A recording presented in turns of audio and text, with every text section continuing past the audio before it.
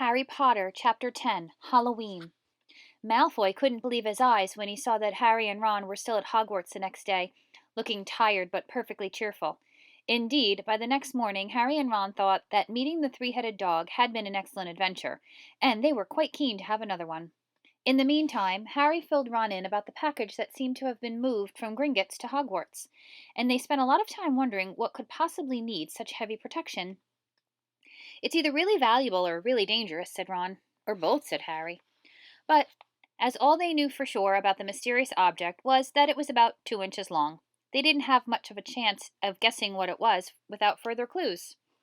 Neither Neville nor Hermione showed the slightest interest in what lay underneath the dog at the trap door. All Neville cared about was never going near that dog again. Hermione was now refusing to speak to Harry and Ron, but she was such a bossy know-it-all that they saw this as an added bonus. All they really wanted now was a way of getting back at Malfoy, and to their great delight, just such a thing arrived in the mail about a week later. As the owls flooded into the great hall as usual, everyone's attention was caught at once by a long, thin package carried by 6 large screech owls. Harry was just as interested as everyone else to see what was in this large parcel, and was amazed when the owl soared down and dropped it in front of him, knocking his bacon onto the floor. They had hardly fluttered out of the way when another owl dropped a letter on top of the parcel. Harry ripped open the letter first, which was lucky because it said, "Do not open the parcel at the table. It contains your new Nimbus 2000, but I don't want everybody knowing you've got a broomstick or they'll all want one. Oliver Wood will meet you tonight on the Quidditch field at 7 o'clock for your first training session. Professor McGonagall." Harry had difficulty hiding his glee as he handed the note to Ron to read. "A Nimbus 2000, Ron moaned enviously. "I've never even touched one." They left the hall quickly, wanting to unwrap the broomstick in private before their first class, but halfway across the entrance hall they found the way upstairs barred by Crabbe and Goyle. Malfoy seized the package from Harry and felt it. "That's a broomstick," he said, throwing it back to Harry with a mixture of jealousy and spite on his face. You'll be in it for this time, Potter. First years aren't allowed them." Ron couldn't resist. "It's not any old broomstick," he said. "It's a Nimbus 2000.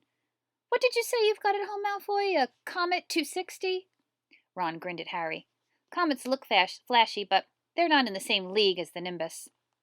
"What would you know about it, Weasley? You couldn't afford half the handle." Malfoy snapped back. "I suppose you and your brothers have to save up twig by twig." Before Ron could answer, Professor Flitwick appeared at Malfoy's elbow. "Not arguing, I hope, boys," he squeaked. "Potter's been sent a broomstick, Professor," said Malfoy quickly. Yes, that's right," said Professor Flitwick, beaming at Harry. "Professor McGonagall told me all about the special circumstances, Potter. And what model is it?" "A Nimbus 2000, sir," said Harry, fighting not to laugh at the look of horror on Malfoy's face. "And it's really thanks to Malfoy here that I've got it," he added. Harry and Ron headed upstairs, smothering their laughter at Malfoy's obvious rage and confusion. "Well, it's true," Harry chortled as they reached the top of the marble staircase. "If he hadn't stolen Neville's Remembrall, I wouldn't even be on the team." "So I suppose you think that's a reward for breaking rules?" came an angry voice from just behind them. Hermione was stomping up the stairs, looking disapprovingly at the package in Harry's hand. "I thought you weren't speaking to us," said Harry. "Yes, don't stop now," said Ron. "It's doing us so much good." Hermione marched away with her nose in the air. Harry had a lot of trouble keeping his mind on his lessons that day. It kept wandering up to the dormitory where his new broomstick was lying under his bed, or straying off to the Quidditch field where he'd be learning to play that night. He bolted his dinner that evening without noticing what he was eating, and then rushed upstairs with Ron to unwrap the Nimbus 2000 at last. "Wow!" Ron sighed as the broomstick rolled onto Harry's bedspread. Even Harry, who knew nothing about different brooms, thought it looked wonderful, sleek and shiny with a mahogany handle. It had a long tail of neat, straight twigs, and Nimbus 2000 written in gold near the top. As 7 o'clock drew nearer, Harry left the castle and set off in the dusk towards the Quidditch field. He'd never been inside the stadium before. Hundreds of seats were raised in stands around the field so that the spectators were high enough to see what was going on.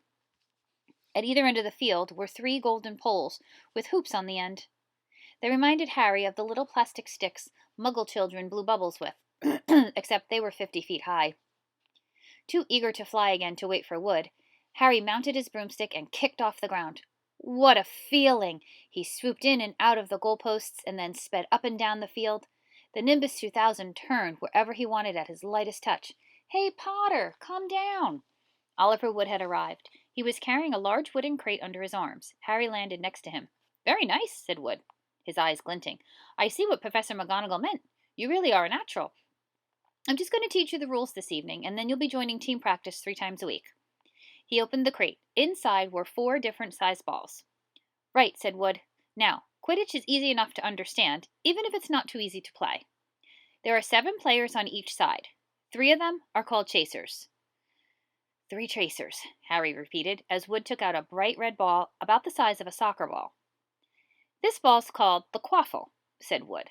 The chasers throw the quaffle to each other and try and get it through one of the hoops to score a goal. 10 points every time the quaffle goes through one of the hoops. Follow me? The chasers throw the quaffle and put it through the hoops to score, Harry recited. So that's sort of like basketball on broomsticks with hoops, isn't it? What's basketball? Said Wood curiously. Never mind, said Harry quickly. Now, there's another player on each side who's called the keeper. I'm the keeper for Gryffindor. I have to fly around our hoops and stop the other team from scoring. 3 chasers, 1 keeper, said Harry, who was determined to remember it all. And they play with the quaffle. Okay, got that? So, what are they for? Oh, okay, got that. So, what are they for? He pointed at the 3 balls left inside the box. I'll show you now, said Wood. Take this. He handed Harry a small club, a bit like a short baseball bat. I'm going to show you what the bludgers do, Wood said. These 2 are the bludgers.